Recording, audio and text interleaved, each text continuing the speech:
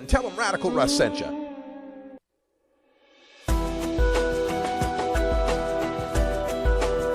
The cannabis community is a diverse set of people from all walks of life, conservative and liberal, black and white, straight and gay, rich and poor, and everyone in between. Learn more about the people we are freeing from adult marijuana prohibition in our Cannabis Community Chat. All right, welcome back, everyone. Half past the hour, and we're going out to Ohio. We're visiting with a good friend of the show, Rob Ryan, the president of Ohio Normal. Rob, welcome back, man.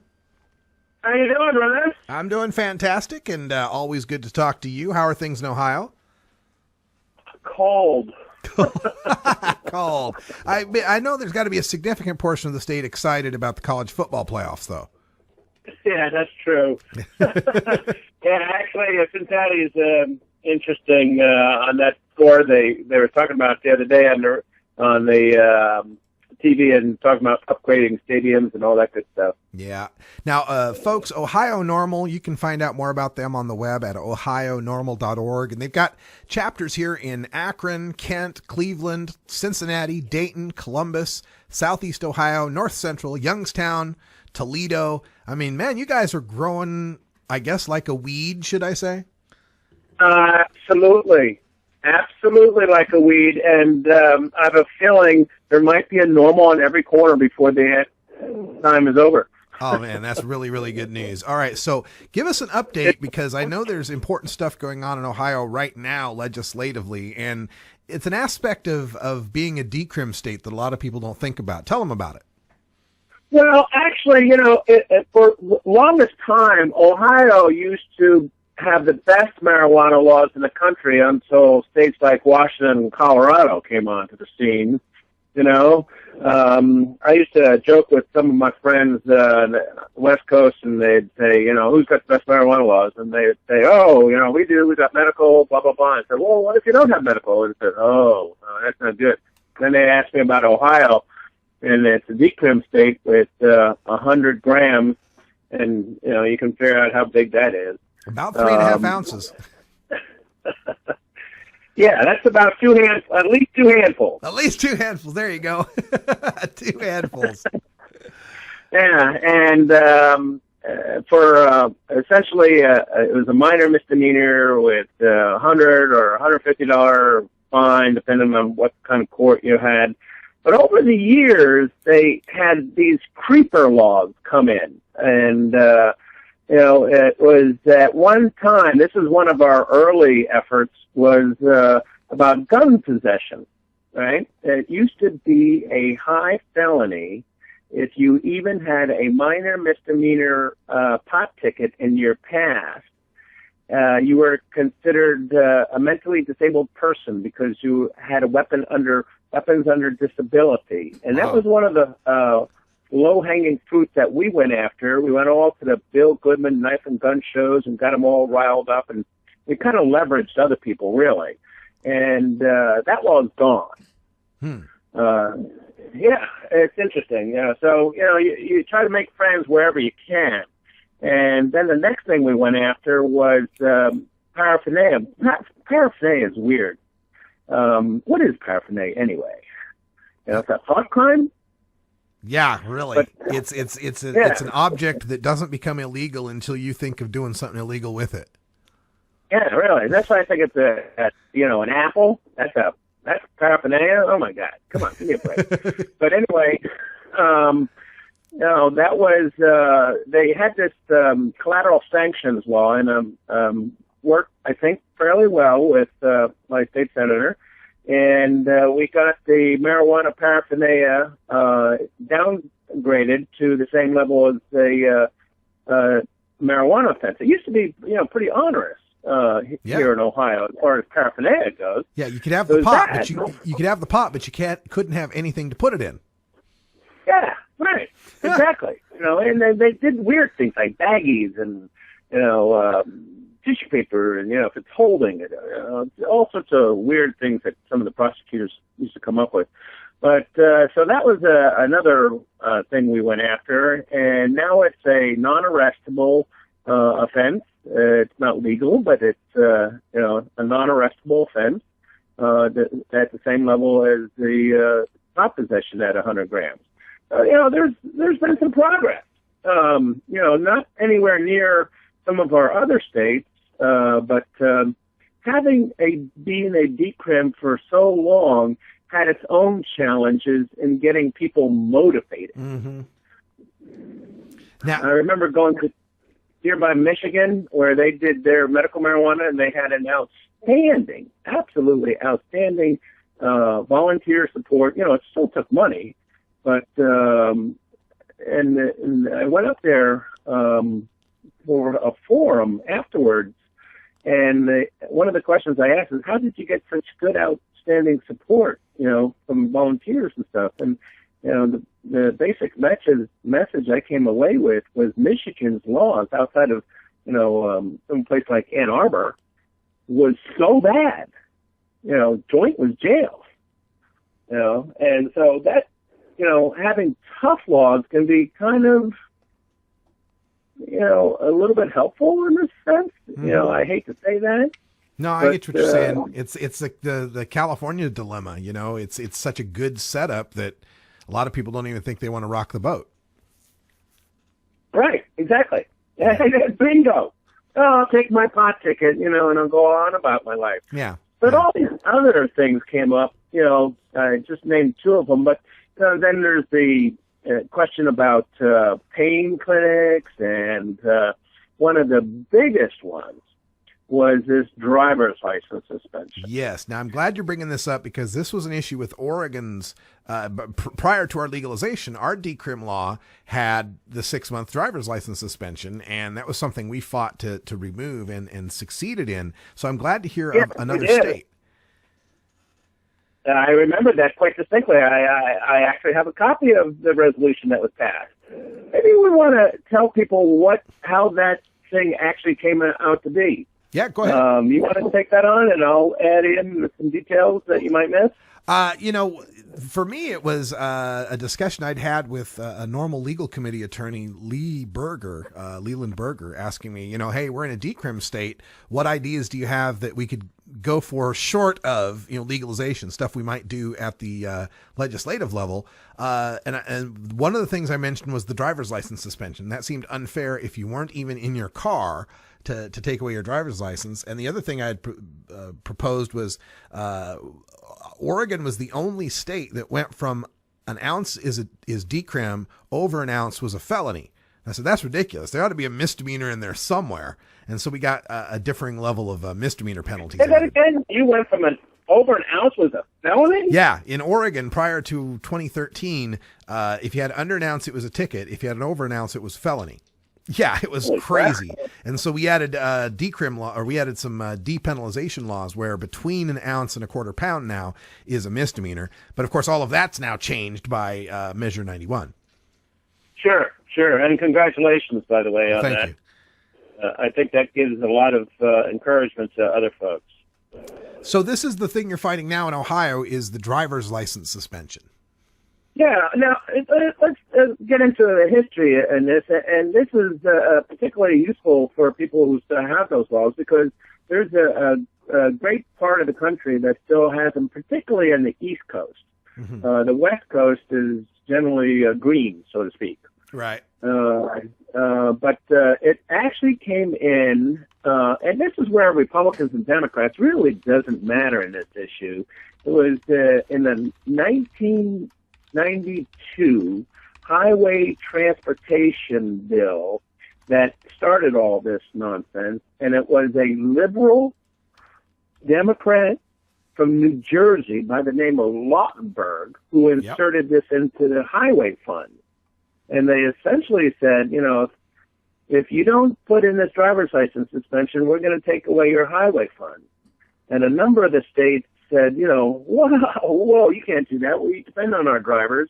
And so they inserted a kind of a compromise, an opt-out clause, where the state legislature, and this is what you went through, and this is what we're going through right now, is the state legislator would have to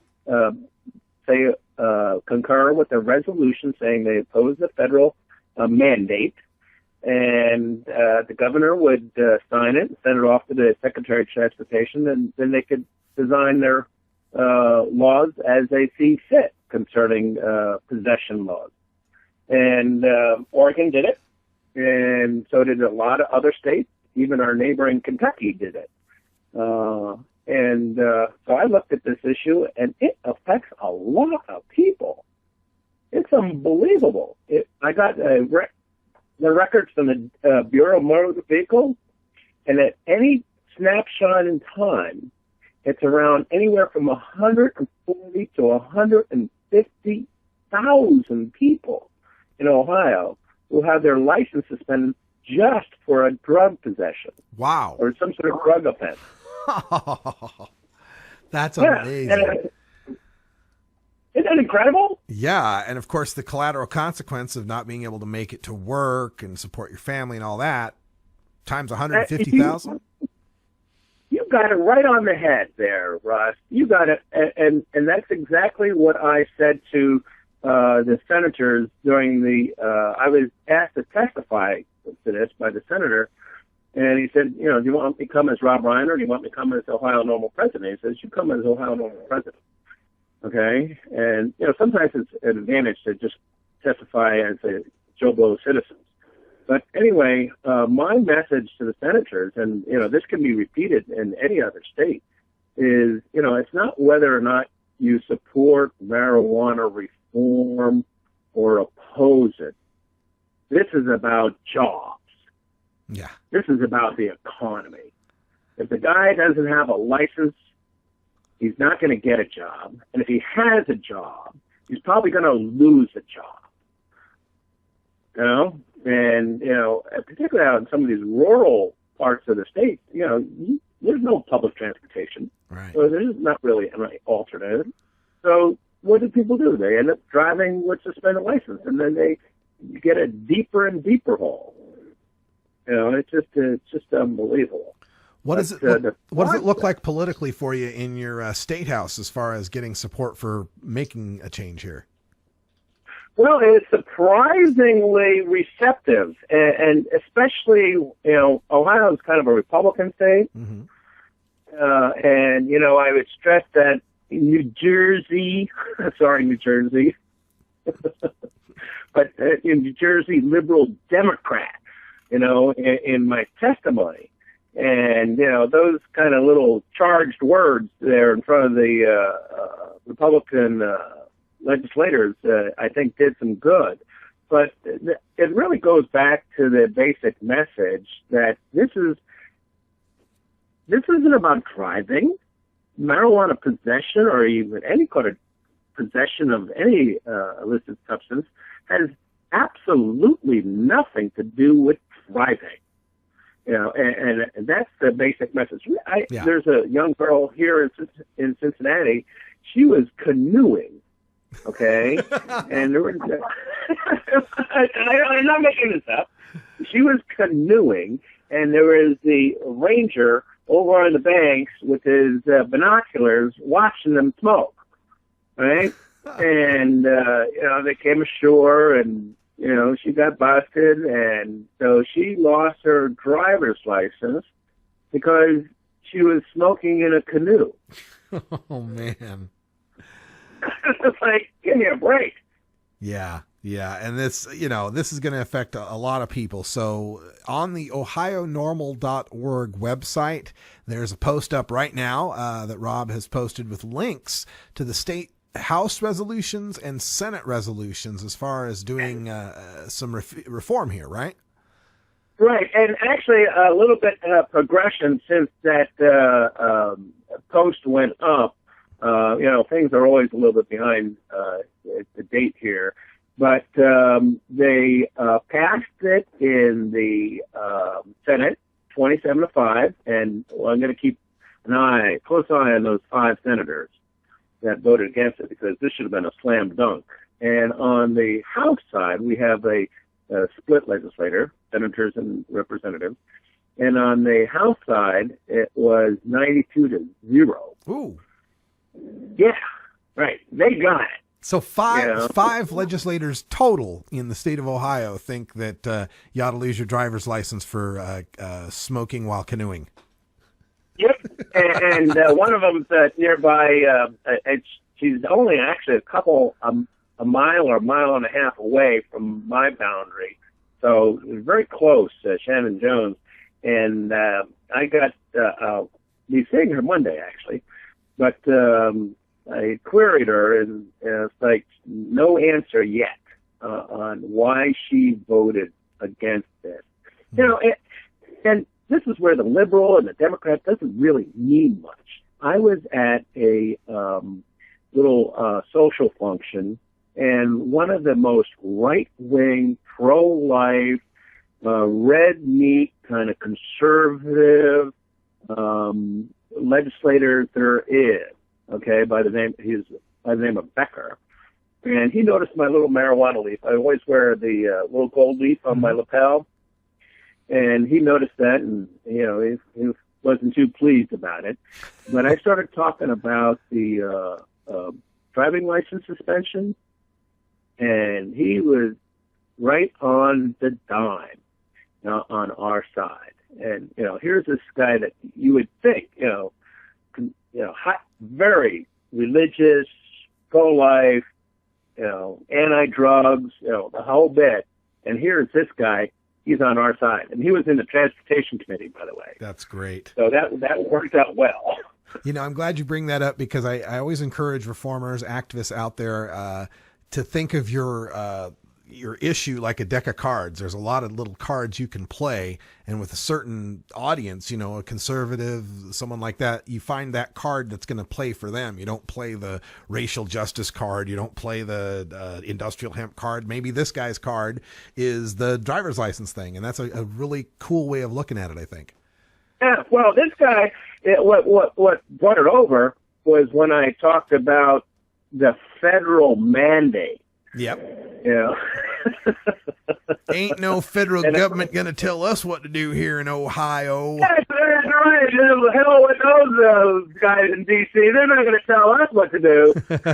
So you're exactly right. You can't have the same message to all folks. Some things play good in certain communities, and you wouldn't even mention it in a different set of circumstances or a different group of people. But you're right, and our issue has so many facets that you can pick one and find one. All right. Well, I encourage everyone to get involved. Find your local Normal chapter. You can find them at normal.org.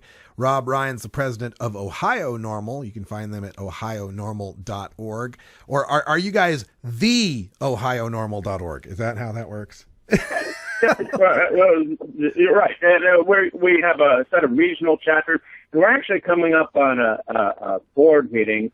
And, this stuff that happened in D.C. this last night has some interesting tangents, doesn't it? Oh, yeah. Yeah, there'll be plenty to report on for a while on that. Yeah, it is very interesting. Native American legalization. 32 states? Yeah, protection for Native American legalization if they so choose, protection for the 23 medical states, the 11 CBD-only states, and the 19 hemp states. Well, I love the wording on the medical marijuana because they lump the CBDs and the medical all in one basket. Yeah. So, these guys that will have these very, sorry to say, I'm going to step on somebody's toes, I'm sure, these very poor CBD laws. With a little extra push in a legislature, they could come full-fledged medical marijuana states. Yeah, and there's no more argument for opponents to say, well, it's against federal law. Well, yeah, it is. The federals are going to come in and squash us. No, they're not. No, they're not. They have not. Yeah, and I used to work for the government at one point in time, and I worked for government contracts, and when they say in the budget, you cannot spend dollars on this particular action, they take great pains not to spend any money at all on that particular activity. So, they're not going to, the DEA and the Department of Justice aren't really going to have any places to turn if they want to go after these 32 states. It's great news coming out of Washington, D.C. Hey, Rob, we got to wind it up. Thank you so much for joining us here on the show, and we'll be back in touch with more updates on what's happening there in Ohio. And go Buckeyes, I guess. All right, and next time we talk, we'll talk about legalization. Yeah, absolutely. Legalization coming soon to a state near you. Rob Ryan from Ohio Normal, great guy. Check him out, an actual rocket scientist. If you want to know the government agency he worked for, it was NASA.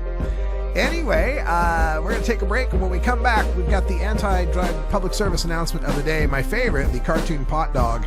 And then Kevin Sabet thinks legalization is all about the Benjamins, baby. I could use a few Benjamins. Let's see if we can make that happen. Stick around.